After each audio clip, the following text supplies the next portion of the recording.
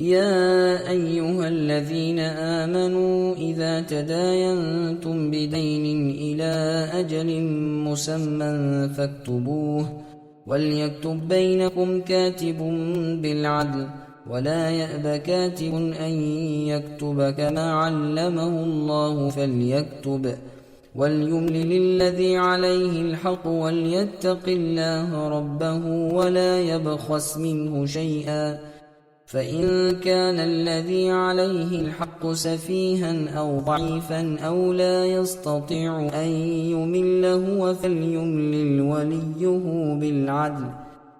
واستشهدوا شهيدين من رجالكم، فإن لم يكونا رجلين فرجل وامرأتان ممن ترضون من الشهداء أن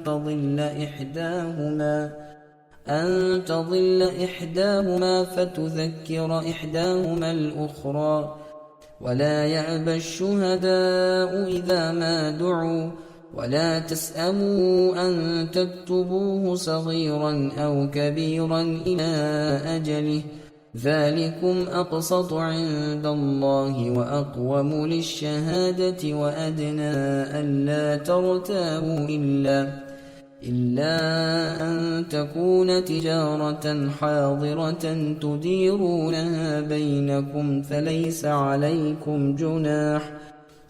عليكم جناح ألا تكتبوها،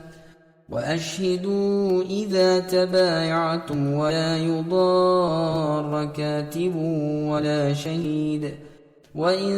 تفعلوا فإنه فسوق بكم، واتقوا الله ويعلمكم الله والله بكل شيء عليم.